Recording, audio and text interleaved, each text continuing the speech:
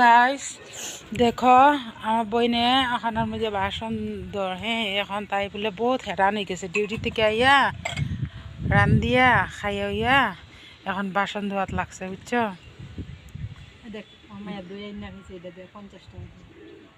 দেখছো দেখো দেখছো তোমার বাকেটে জলও নাই, তুমি কি তাদি বাসন দুইটা গো? জলেরও কষ্ট কি করুম, ঘরে জল নাই, এক বাকেট জল ওই তো এখানে আছে। কই ও ও ও জলে তুমি অতটা বাসন ধুই দিবাইনি? আজকে স্নানটা না করতে পারতাম না, জল নাই কি করুম, একদিন স্নান করে একদিন করি না। দেখো জলের কষ্ট বাড়া ঘরে থাকলে এরকম, বেঙ্গালুরে যে থাকে কইতে পারবো জলের কত প্রবলেম। হায় রে হায়, সব দিকে ভগবানের সুখ দেয় না তো, দেন না তো ঠিক একদিকে কাজের সুবিধা আর একদিকে জলের অসুবিধা, কি করবো বলো। দেখো 7,000 করে ঘর ভাড়াও দিতে হয়, দেখো জলও কিনে খেতে হয়, দেখো তাই দেখো একদিন স্নান করি একদিন করি না। ইস শুধু লেট্রিন যাওয়ার জলটা থাকলেই হবে।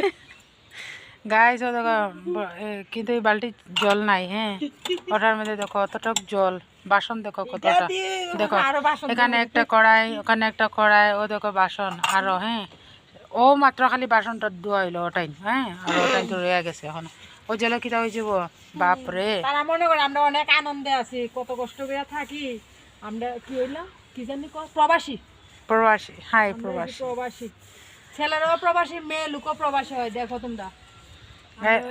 গাইস আমরা আমরা দেখে কেমন মায়া লাগে ওটা লাইক কমেন্ট করিও হ্যাঁ, জানাইও ঠিক আছে, একটু কষ্ট করে একটা লাইক দিও আর একটা কমেন্ট করে করিও হ্যাঁ, আমি কিন্তু করি সবাই রে যতটুকু পারি।